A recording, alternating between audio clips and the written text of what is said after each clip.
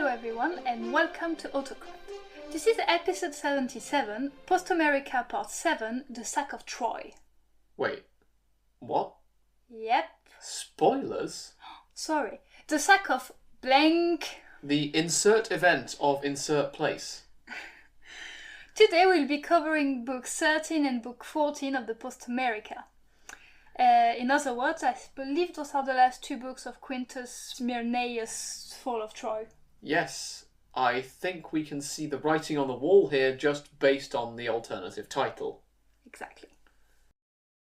So, let's, without further ado... Yeah. I think that's how you use that phrase. That is how you use that phrase, but we have now, in fact, done further ado in doing that. Anyway, let's go. Book 13 sees the Trojans having a party, mocking the Greeks for having fought all this time and then, leaving. Yeah. The Trojans fall asleep as night falls, after having probably partied quite a lot. Yeah. There's quite a few hangovers going around, you know how it is. They probably, 2 a.m. stops at various food joints and then in the morning regretting it. Sinon gets hold of a torch and raises it into the air for the Greeks. His heart is beating loudly as he does this. What if the Trojans see? However, they're sleeping, like we just said. Yeah, they've got drunk headaches, it's fine. Over on Tenedos, the Greeks see the light and set sail for Troy. Ooh. Sinon then creeps over to the horse and calls to the Greek warriors hidden within. Yep. They've been blinking and fighting sleep for ages now, I bet. Yeah. However, they hear the call and Odysseus urges them on. Like, come on guys, come on. Him and Epeius unlock the ribs of the horse and Odysseus peeks out to see if the coast is clear. Like, I can imagine a little... Oh, like in every cartoon, his head rises up. Or he's like a child in that he's so obviously visible, but he thinks he can't be seen, so he stood behind a tiny little leg of the horse just peeking out. Exactly. Yeah. Now, everybody comes out the horse, slowly creeping out, and everybody follows. Yep. They pour out like little wasps, like bzz, bzz, bzz. Yeah, I think that's in the text. I don't think it means the Greeks suddenly get really fond of sugar and of stinging people, but we'll see. Take up firebrands from dying fires and set fire to the temple and the palace. Oh wow, that escalated quickly. They then rush to the gates and kill the sleeping guards. Wow. I mean, those are not very good guards if they're sleeping. Well, 3 amphoras in, the Greeks aren't coming back, you've won the war, why not have a few? It turns out, this is why not. The gates get flung open while the rest of the army row like mad. Cetis guides the ship straight for Troy with the wind in the sail. The ship lands and they silently head toward the now defenseless city. The Greek force within the city begins killing people in their sleep, sleeping in blood as they move. Oof. The rest of the army then rushes in and, begins killing as well. Good. That's when the destruction really begins. Like, yeah. Madness everywhere, people not screaming because they are asleep for now. The sound of fire, screams beginning to rise into the night. All good stuff. Yeah, some people get to see their entrail as they die.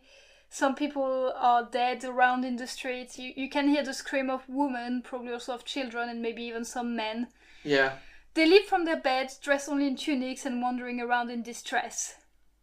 Yeah, this is really not going to help the hangover. Now, the text actually notes that no Greek is blameless in the destruction of Troy. Oh, good. Just in case you thought that we were on the good guys' side. We also get soldiers running through the palace. A lot of Greeks die, also. Yeah. Because, the Trojans probably go around and be like, here's a frying pan. Boom! Yeah, they get whatever weapons they can, so yes, probably someone's got a frying pan, another guy has got a really sharp pencil and is hoping that he can do some damage with it. Diomedes, by the way, stabs a man in the ribs. Of course he does.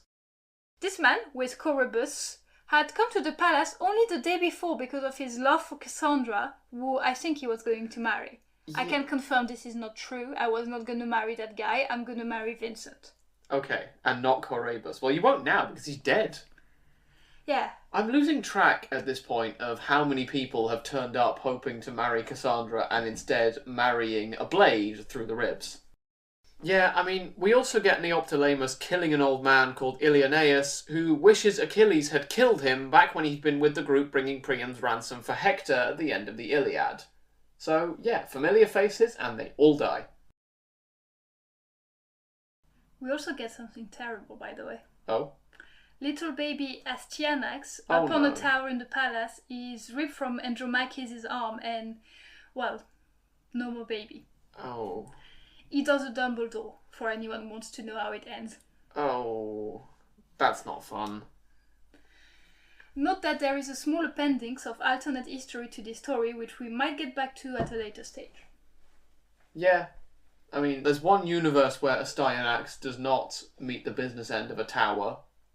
But yeah, that's not in this story. They also drive the grieving Andromache away as a slave. Ah. She pleads for death, just as it came to her son, but she's taken off just the same. We have dying men everywhere. But there's one man we haven't focused on yet. Yeah? That is Aeneas. Ah. Aeneas, son of Anchises. What's he been up to this whole time? Well, he's been battling hard throughout the night in the palace. Oh, he's the guy with the pencil. However, when he sees Troy burning and the Trojan dying with children being taken into slavery, he knows all is lost. He rushes away from Troy, leaving it to the Greeks. What a little coward. I mean, he does save his son and his dad Anchises. And? Yeah, I mean, it's not great, but he manages to run through a burning city with his father hoisted onto his shoulders and holding his little kid by the hand. Does he not have a wife as well? I have no idea. I think we'll probably get into that when we cover Aeneas more. If we do. Mystery. But, yeah, she's not mentioned at this point. Well, in any case, Aphrodite guides that little trio as they rush out the burning city weeping. Now, the fire yells to him as he passes. That's impressive. The fire is nice to him. Yeah, just let him through. Even the prophet Calchas orders the Greeks not to kill Aeneas, as he is destined to leave the bank of the Scamander and found a city on the river Tiber, which shall be mighty. A city on the river Tiber? Yeah. No, it doesn't mean anything. Doesn't to me either. Yeah. Alright, well, he's destined to be irrelevant forever, so what do we got now? He is also destined to rule, by the way, and his descendant will rule a realm on which the sun will never set. Ah. Not the British Empire. I was gonna say it's Japan. The land of the rising sun. I mean, Yeah, famously, it's always noon in Japan. Well, hold on to Aeneas anyway. Maybe. He might be back, he might not. Who's to say? Okay. I will/won't do that. Calchas also says it is right not to hurt him as he chose to rescue his father and his son instead of choosing money. Yeah. I mean, this is... I didn't know money was involved. Well, presumably he could have rescued sacks of gold from the palace instead of rescuing his aging father. Aeneas rushes his away to wherever he can and is out of the story. Okay. We now cut to Menelaus, who finds Deiphobus sleeping in Helen's bed and, just for that reason, kills him. I don't know if it's just for that reason. I think they've been killing people pretty happily this whole time, but yeah. In any case, that's another son of Priam who's, dead. Yeah, and it happens with Menelaus just wishing he could have killed Paris instead. Right. So Menelaus keeps going, he keeps killing. He finds Helen, and initially he wants to kill her, but Aphrodite softens his heart, and when he tries again, Agamemnon just, stops him altogether. Yeah. They've been fighting over Helen for a decade. Like, don't lose it all now. Yeah. And also, poor Helen. Her role in this has just been being kidnapped. Yeah, Paris was the sinner. Yeah. Yeah, that's what Agamemnon says. He violated hospitality. Menelaus, calm down. Well, anyway, the gods grieve for the ruined city of Troy. By the way, you remember we had a surviving Ajax? Yeah. We had the one who murdered all those sheep, and there's one other one. I'm pretty sure he also does, let's say, something terrible to Cassandra. I thought she had left in the previous episode. Like, she was like, nobody believed me anyway, and she just left. She ran away from the horse, but she's still in Troy. Ah. And is still around for something very, very bad to happen to. Yeah, everything's on fire, and it's all Despair. Some Trojans are killed by Greeks, but in some cases you just have roofs collapsing in and falling on them. I'm not going to go into every detail, but it's miserable. I bet it is. Aethra, incidentally, the mother of Theseus, who was made slave in Troy all those episodes ago, meets Demophoon and Acamas. Now, the reason why this is important is because they are the sons of Theseus and hence her grandchildren. She's been guided by a divine voice to head over to the Greeks. She begs the Greeks not to treat her as a slave. After all, she's the daughter of Pythias and wife of Aegeus, mother of Theseus. You know, a strong rap sheet. She asks to see the children of Theseus if they've come. Menelaus and Agamemnon agree, and the family reunites. Nice! Something nice happening. Yes, something positive. However, Priam's daughter Laodike prays that the earth might take her. Sadly, this prayer gets listened to, and she falls into a chasm in the earth. Oh my days. So that's a daughter of Priam gone. And that's the end of that book, because we now get to another book, book 14, which is, the final book of the source. Can the Trojans turn it all around? Probably not. Yeah. There's some more description of Troy being destroyed. The Greeks hold Troy's daughter away in chain. Menelaus gets his wife back, by the way. Yeah, okay, so we've just got daughters being hauled off into slavery. I mean, we get description of who gets which woman. Yay! Agamemnon takes Cassandra, while Neoptolemus gets Andromache. Yep. Odysseus pulls a crying Achabe to his own ship. Basically, every Greek warrior gets a woman. Yay! Helen does not mourn, but sits with shame in her blue eyes. We need to know they're blue. It's one of those things where the source keeps dropping random eye and hair colours into things. I mean, she's so worried that the Greeks might treat her badly, but everyone is enchanted by her instead. Yeah. I mean, you would be pretty happy if you're an average Greek soldier and you finally got Helen back after 10 years of sitting outside Troy punching things. True. The river's commander mourns, and the nymph who accompany him, because the river is a him, mourn as well for the city of Troy. The Greeks, however, are not really mourning like people do. They instead sing song to the gods and praise the work of Epeius. Yeah. Sacrifices are made to the gods, obviously, and Sinon gets praised heaped on him. Obviously. The Greeks then pray to Zeus to deliver them safely home. Yeah. However, Zeus does not do that. For anyone. Okay, not everyone gets this. That's not great. One harpist rises to sing the entire story of the war, because, we've just been there, but we still need to sing it. Yeah. Including Achilles destroying 12 cities by sea and 11 by land, and how he fought the giant Sincus. Yeah.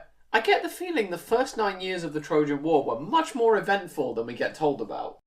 Yes. Finally, the Greeks fall asleep after a long night of feasting.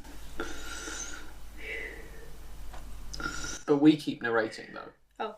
Menelaus withdraws to his tent, and Helen begs him to not be angry with her, like, please. She apparently often tried to do something drastic to herself while she was in Troy. Yeah. Menelaus lets begons be begons, and Helen hugs him. I'm pretty sure they do some stuff during the night as well, as the text seems to really imply it. Yeah. But anyway, while Neoptolemus sleeps, his dad appears to him in a dream. Okay. Achilles' ghost tells him not to worry about him as he's parting with the gods. He tells his son to be brave, but takes advice and honor wisdom. Like Achilles didn't do, you mean? Here's the advice. Be kind to your friends, to your wife, and to your children. Tell the Greeks that I claim Polyxena, daughter of Priam, as a sacrifice. If they remember my exploit during the war, they will do it. If this isn't done, I will be angrier than I was when Briseis was taken from me. Oh, good. Sacrifices. So then Achilles leaves for the Elysian fields again, and Neoptolemus awakes. How is he in the Elysian fields? He's demanding innocent women get sacrificed to him.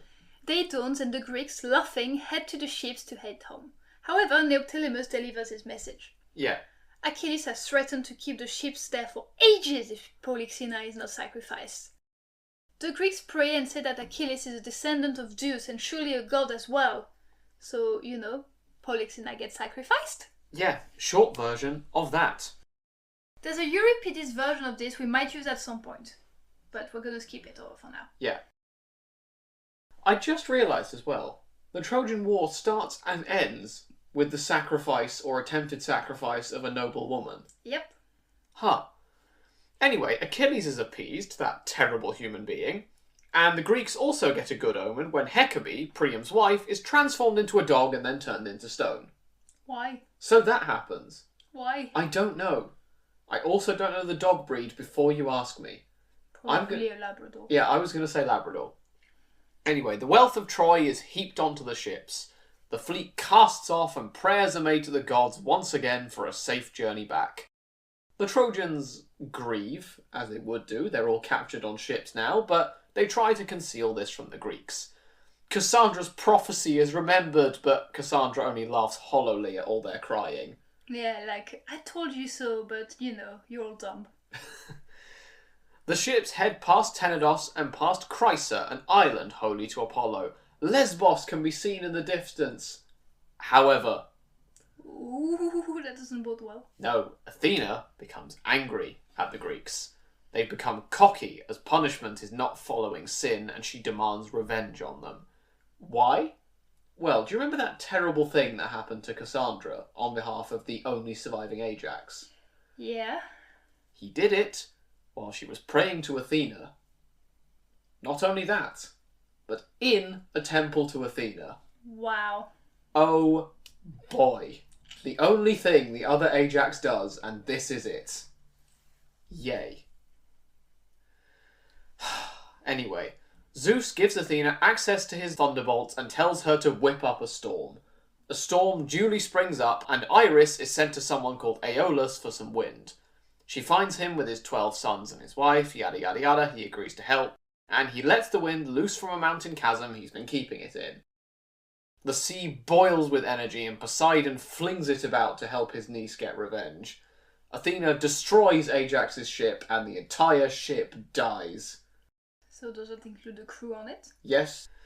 Some of the captive women take their babies to the bottom of the sea with them, others drag Greeks down with them. Ajax, however, clings to a beam. The gods are amazed at how strong he is, and he clings on throughout the storm, so everyone else is dead. But Ajax is fine. Yeah, he better die. Yet Athena doesn't quite want to kill him yet until he's had all he can in terms of pain, misery, and suffering. Yeah, no, that's fair, that's fair. He shouts a defiant challenge to the gods, which is always a good idea. Just annoy them some more. I mean, in response, Poseidon just sends an earthquake to the island he's clinging to. Yeah. He tries to cling on until his hands are bleeding. He might have escaped if Poseidon hadn't flung a rock down on him in the very same way Athena threw Sicily on top of Enceladus. By the way, this text says Enceladus. This is one version of the Typhon story we told in episode 3, but it's Enceladus this time instead. Ajax gets crushed to a pancake, and this time he dies. Good. The rest of the Greeks, meanwhile, are still feeling the brunt of the storm. They bemoan that such a storm only came when the flood of Deucalion came along, and for us, that's all the way back in episode 15. Thousands of people die. People even pray for their entire ship just to die, which Poseidon grants. Really shouldn't ask for that. Now, does Athena not get worried about her favourite little boy, Odysseus? She does. He's destined to suffer at the hands of Poseidon, but Poseidon's currently distracted with the fence the Greeks built round their fleets at Troy. You know, that's getting destroyed. He makes the Black Sea swell up and looses it on the Trojan coast. All the while, Zeus pours forth rain and pulls all of Mount Ida's rivers into one. The Greek barrier gets swept away. So, you know, Poseidon's busy. The Greeks themselves, meanwhile, get scattered by the storm and each end up home as the gods guide them. Those that escape, that is. Wow. So, and this is where Book 14 and the Posthomerica itself, therefore, ends. Wow. With a massive cliffhanger. We'll get to all that stuff with Odysseus and Aeneas in due course down the line. However, I am going to add one final postscript from Apollodorus to round us out. Okay. This is because we still need to find out what happens to Neoptolemus, this famous son of Achilles, after the war. I was dying to know. But we aren't going to get back to it otherwise, so it's kind of relevant. He stays on the island of Tenedos for 2 days because his grandmother Thetis advises him to. Now, the section of Apollodorus I looked at doesn't explicitly say, but I guess this means he skips the whole storm rather handily. Probably. He then heads for the land of the Molossians along with Helenus, one of the sons of Priam. Ooh, one that's not dead. Probably the only one that's not dead at this point, I lost count. Now, the Molossians are part of the people who will become Epirus, which is basically in modern-day Albania. While they're headed for the region, just get ready to feel sad, the aged Phoenix finally dies and is laid to rest by Neoptolemus. Aww. Neoptolemus then conquers the Molossians, presumably with the help of his Myrmidons, and becomes their ruler. He also has a son with Andromache called Molossus. Can you see the issue I have with this? Well, yes, because given how in love Andromache was with Hector, I can only assume this wasn't the most consensual making of a son. Yeah, so her son with Hector gets killed, and then a son is produced, let's say, with Neoptolemus. She's having a fun life. Helenus, meanwhile, sets up a city called Molossia, creatively named, over which to rule. Neoptolemus gives him a bride as well.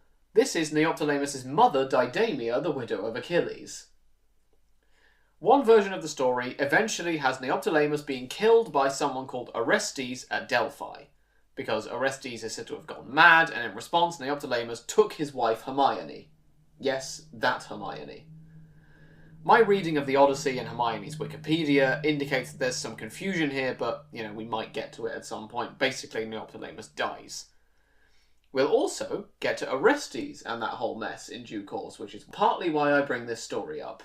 Alright.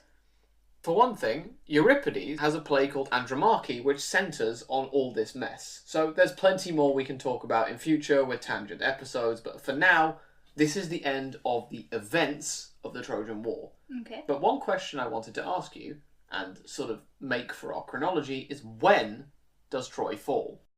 Well, if we use our counting down chronology from the Parian Stele, like we did for the flood of Deucalion, we get a date of 1210 BCE. Okay. But I know you're not very convinced by this. No. Tell me why. Well, something called the Nuremberg Chronicle has a date of 1183 BCE if we count back from the foundation of Rome in 753. Spoilers, by the way, Rome's going to be a thing. You shouldn't be shocked if you're here, but just leaving it out there just in case. If we do the same thing with a source called Dionysius of Halicarnassus, which, believe me, we're going to be using a lot more in our next chapter, we get 1183 again. James Ussher, this is the man who said that the world was created in September 4004 BCE at 9 AM, instead thinks that the city falls in 1184. That's just a year off. Yeah, which is a good sign. They're agreeing on something. The other one is only 27 years off. That's not too bad in big time event. In terms of a big scale, it's not, but so far most of them are leaning towards the 1180s. Let's see how the rest do. A paper discussing when a real city collapsed in the region of Troy, and the British Museum website, say something collapsed in about the 1180s BCE, which aligns with the mythical events quite well. And finally, Eratosthenes again says 1183. So, the consensus I and we are going with is that Troy falls in 1183 BCE. What I'm gonna say is that it falls in 1200 BCE because that's a nice round number I like. Okay. I did not expect that addition, but okay. I know, you wanted a nice fixing our timeline and I just don't want to help I'm going to you. have to put a thing on our website that says 1200 when Cassie says Troy fell. No, I agree with you, but I like to think that, we can't really put it down properly, so... I mean, this actual account is all mythical anyway, but... You don't know that. I don't know that, but I cannot interview Agamemnon to find out what happened. That would be cool. Anyway, this finally gives us a solid date again to fix to our timeline, after the last one was in something like the 1500s BCE with the flood of Deucalion. The good news is, I think a lot of subsequent dates count back from the fall of Troy, so we can actually start adding dates to the timeline on our website. Nice. That brings us to the end of our episode, and, indeed, to the end of Chapter 2. But didn't we say chapter 2 was going to be quite a bit longer? We did. It's a long story, but in the end, what I've gone with is that chapter 2 is the Trojan War. So, and that's done now. We have burnt Troy to the ground and a lot of misery has happened. But the stories we're covering from here on in, such as the Odyssey and, well, something to do with Aeneas, yada yada yada, are all things that come from Troy falling. And believe me, there's a lot of these stories. So chapter 3 will be about the exiles from Troy, which will then bring us to Alba Longa and, I don't know, somewhere on the Tiber, I guess, maybe. It's not that important. We'll see. So some kind of city that starts with an R or something like that. Yeah. Anyway, this is the end of chapter 2. High five. And you might be thinking, what's next? Well, for the next 2 weeks, we have special episodes lined up for you, which I'm not going to say anything more about for now. And then after that, we will have our recap of chapter 2. So you have 2 to 3 weeks in which to send us questions. You can do that at our email address, autocratpodcast@gmail.com, or Instagram, or anywhere else we can be found. Yeah. And it doesn't just have to be questions. You can send us comments, tell us which episode was your favorite, tell us which character we've talked about you hate the most or you love the most. Anything really that can be fun and that we can talk about. Yeah, what every one of them would have for breakfast, who you'd have lunch with. It can be anything. Yeah. But until then, have a good time everyone and see you in 3 weeks' time. See you then. Have a great week. Bye. Bye. Bye. Signed off with bye now.